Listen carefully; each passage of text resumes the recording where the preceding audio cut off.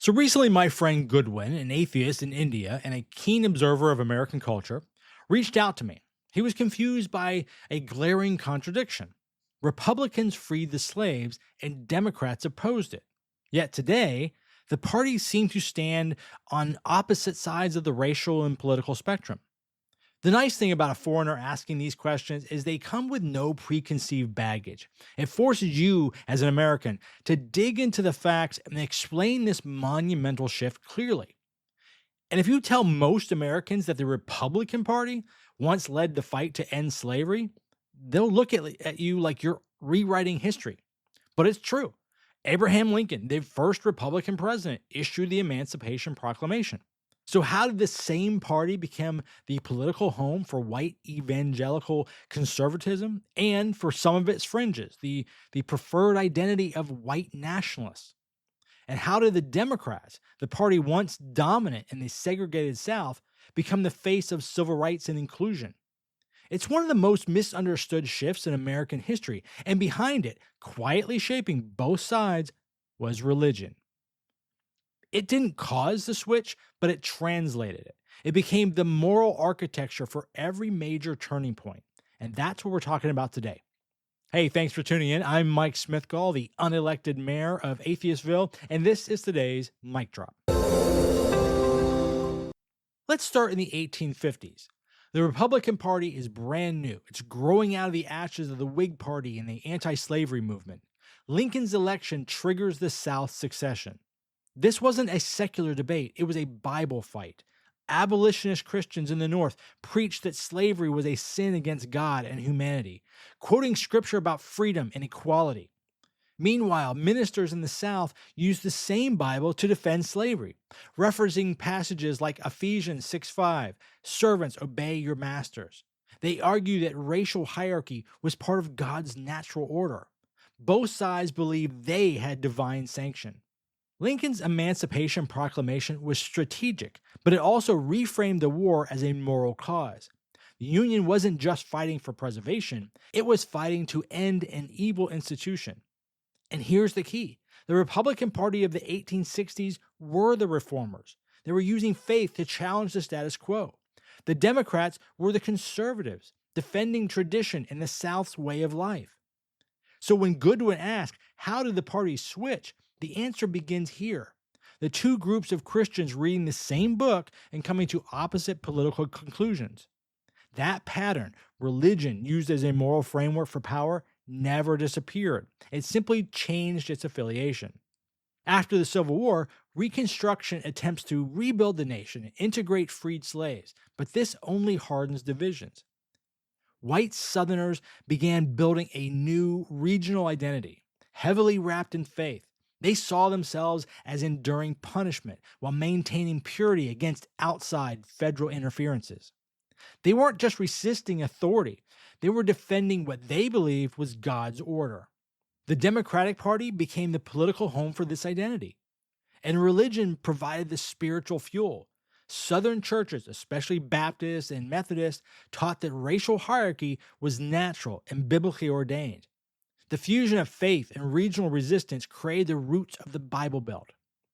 Meanwhile, black churches in the South became sanctuaries and centers of education, dignity, and resistance. They used the same scripture to preach liberation and equality.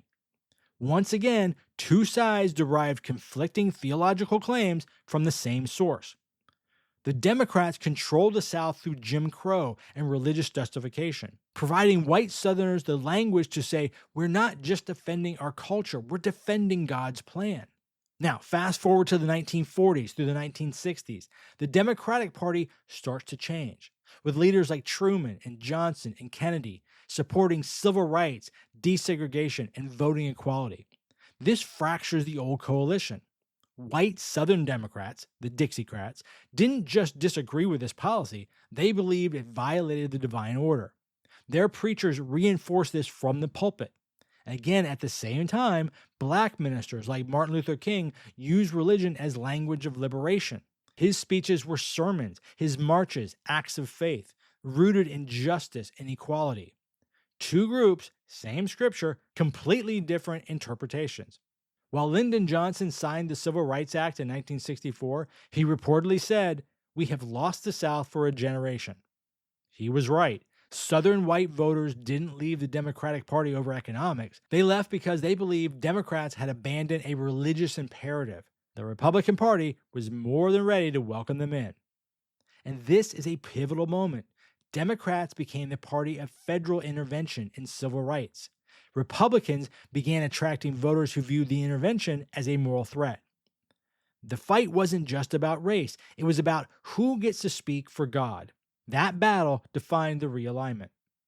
The 1970s and 80s brought another major shift. The social revolution of the 60s and 70s, including civil rights, women's rights, and of course, 1973, Roe v. Wade decision, challenged traditional authority, creating an opening for conservative religious leaders.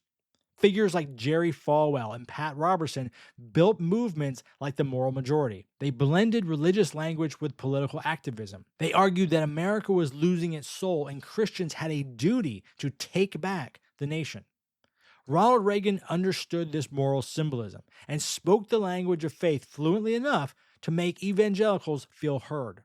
The Republican Party became not just the party of free markets, but the party of God and country, and that's crucial. Religion stopped being about personal conscience and became tribal identity. Being a Republican started to mean being a Christian for millions of voters. Democrats, meanwhile, leaned into pluralism and the separation of church and state. Religion moved from shaping the parties to defining them. If you were a conservative Christian, the Republican Party became your moral home, and the Democrat Party became the opposition, dare I say, the enemy. Political strategists realized that moral language mobilizes voters more effectively than policy details. Faith wasn't just influencing politics, it was becoming the politics. Which brings us to today and the rise of Christian nationalism. This is the belief that America was founded as a Christian nation and should remain one.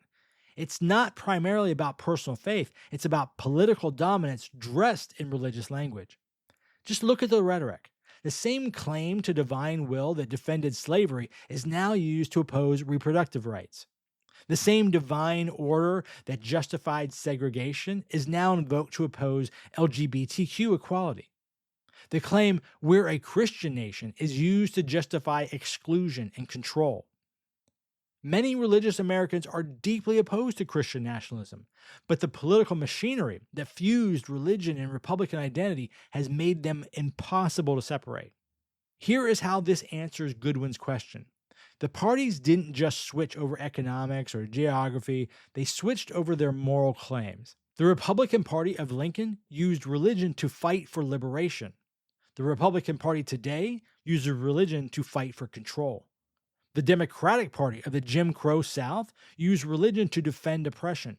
The Democratic Party today uses a secular frame to defend pluralism.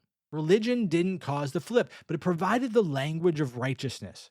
Once you understand that, American politics start to make a lot more sense, albeit no less maddening.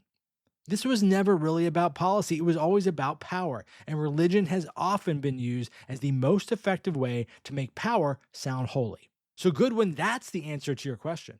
The parties flipped because their moral coalition flipped. The Republican Party of Lincoln used faith as a rallying cry for liberty, but as the moral landscape shifted, it became the party that absorbed the religious identity of the segregated South, using scripture for control. The Democrats went in the opposite direction, shifting from defending Jim Crow to championing a pluralistic vision. You ask the question without bias and without baggage of growing up here. And that's the only way you can really see it clearly. Because if you grew up inside one of these camps, you inherit the story that makes your side the hero. Now, I'm not a historian, but if you want to dig deeper, I highly recommend Religion in American Politics, A Short History by Franklin Lambert. I'll go ahead and put the link in the description below. All right, so that's my 2 cents, unblessed, unfiltered, as always. But through it all, religion was a spiritual engine. It gave abolitionists their authority, segregationists their defense, and the Christian nationalists their political power. If we don't understand how that moral authority gets weaponized, we'll keep mistaking power for piety and control for conviction. I'm Mike Smithgall. Thanks for tuning in, and I will catch you on the next one. Hey, do me a favor. If you liked today's show, even if you disagreed with me, go ahead and like and subscribe to the channel. It really does help us grow. And the biggest favor I would love to ask you to do is drop me a comment. I read every single one of them. Again, whether you agree with me or not, I do read them and I really do enjoy them. And if we can have a civil conversation, that helps us both understand each other's perspectives a lot better. Hey, and tell a friend, by the way. Maybe there's somebody else out there you think they would benefit from this kind of conversation, this open and reasoned and measured conversation. Let those people know. Also, make sure you check us out at our website. That's atheistville.com. These podcasts, as well as our YouTube and our blog articles, are all there. Again, that's atheistville.com. And that's about it. All right. Thanks a lot, and I will see you on the next one. Take care.